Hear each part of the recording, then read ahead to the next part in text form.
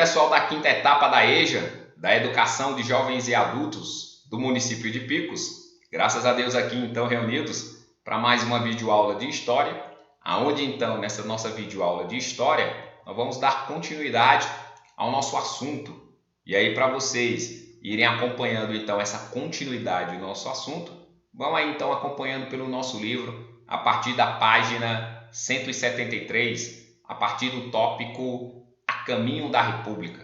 O que acontece, pessoal? Esse tópico importantíssimo, ele nos revela, nos mostra que Dom Pedro II ficou muito tempo no poder, né? O Dom Pedro II, ele ficou no poder como imperador do Brasil de 1840 até 1889, por 49 anos. Por questão aí de 7 meses, ele não fechou os 50 anos, meio século no poder. Então nós podemos dizer que até hoje, na história do Brasil, o político que mais tempo ficou no poder foi sim Dom Pedro II, 49 anos, quase 50.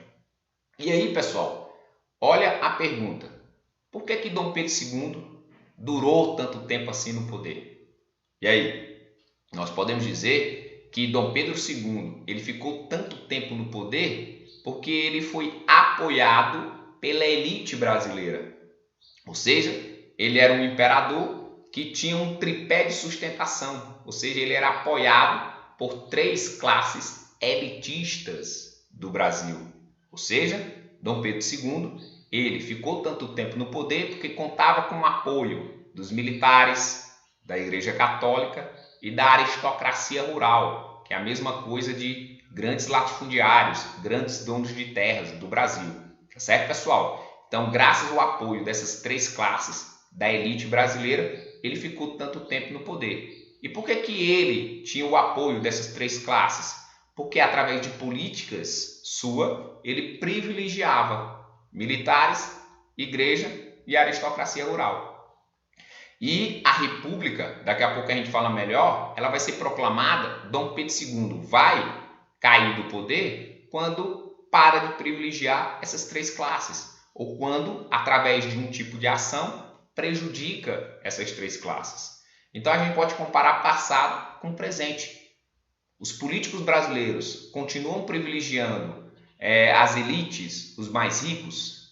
Eles fazem política em prol da maioria da população, do povão. E aí? Fica essa interrogação, esse pensamento para você, tá certo? Pessoal, a caminho da República, nós podemos dizer que vai acontecer um fato interessante até chegar à proclamação da República, o fim do Império, o fim do governo do Dom Pedro II. Esse episódio interessante, pessoal, foi a abolição da escravidão, que teve início em 1850, né? A abolição, o fim da escravidão no Brasil foi em 1888, maio de 1888. Mas nós podemos dizer que 38 anos antes, em 1850, houve uma primeira tentativa de abolir a escravidão. Foi a famosa Lei Eusébio de Queiroz. Eusébio de Queiroz, à época, era uma espécie de ministro da Justiça de Dom Pedro II. Então ele criou uma lei proibindo o comércio de escravos entre a África e o Brasil.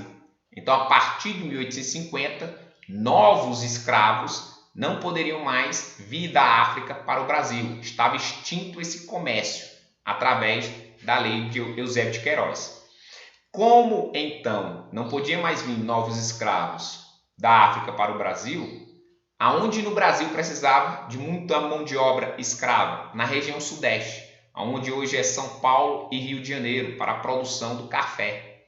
Então vocês percebam, a Lei Eusébio de Queiroz proibiu a entrada de novos escravos no Brasil, mas a escravidão continuou. E aí, como eu disse também para vocês, precisava de muita mão de obra escrava na região sudeste, para a produção do café.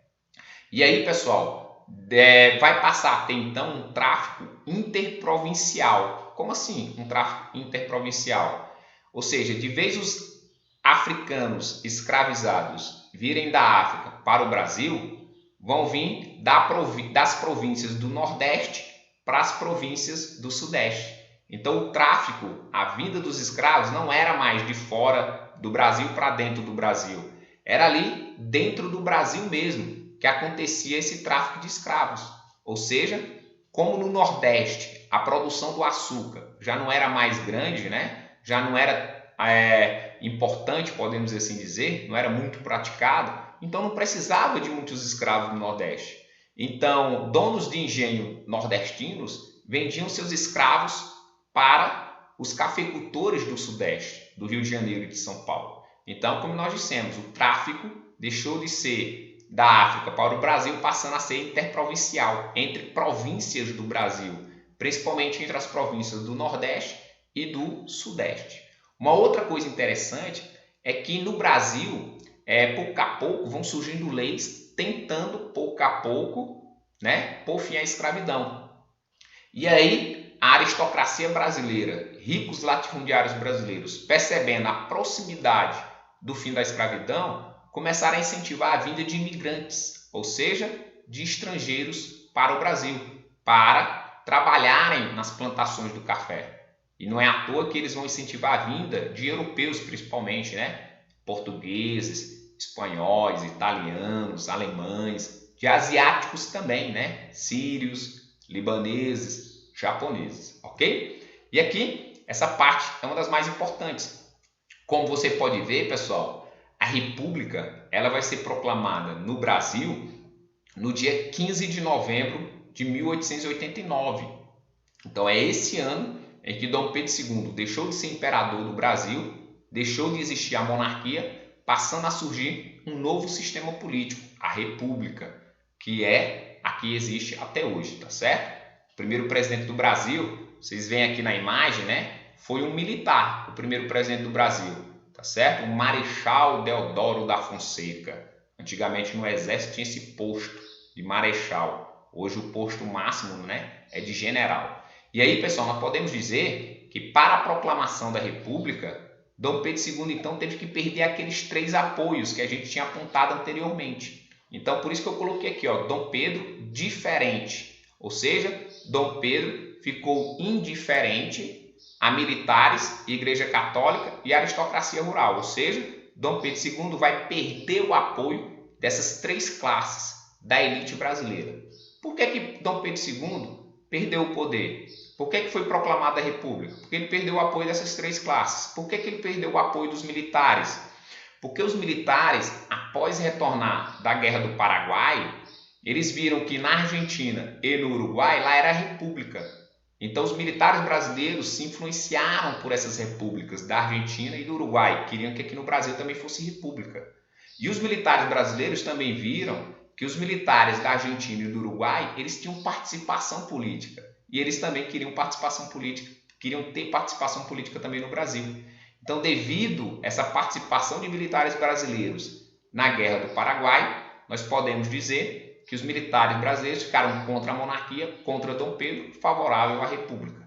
A Igreja Católica ela não vai mais querer a interferência de Dom Pedro II dentro dela, através do padroado e beneplácito. Padroado era um direito que Dom Pedro II tinha de nomear os clérigos para qualquer lugar do Brasil.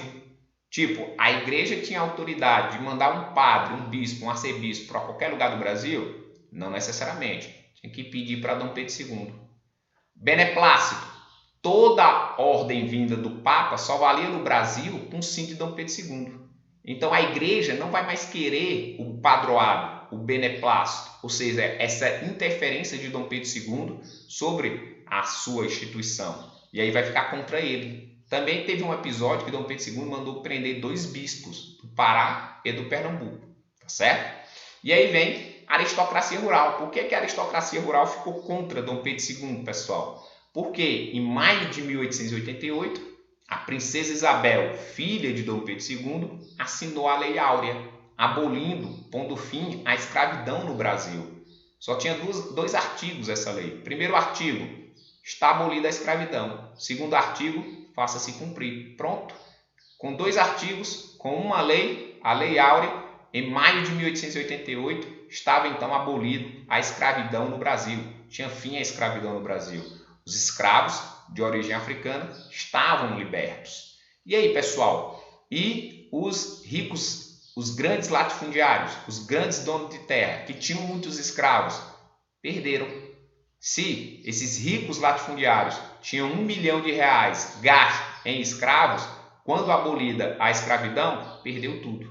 Então esses ricos latifundiários não foram indenizados pela perda dos seus escravos, eles então ficaram no prejuízo, no enorme prejuízo, e por isso que eles ficaram com ódio, com raiva de Dom Pedro II. Então essas três classes elitistas do Brasil vão se unir e, consequentemente, organizar a proclamação da República, que chegou em 15 de novembro de 1889, sendo uma república aí, esse processo liderado pelo militar Marechal Deodoro da Fonseca. Tanto é que ele se tornou, 2 anos depois, oficialmente, lá em 1891, através de uma eleição indireta, onde só os deputados votaram, no primeiro presidente do Brasil. Tá certo, pessoal? Então, a gente vai concluindo nossa videoaula por aqui. Fiquem com Deus. Tchau, tchau. Valeu, pessoal!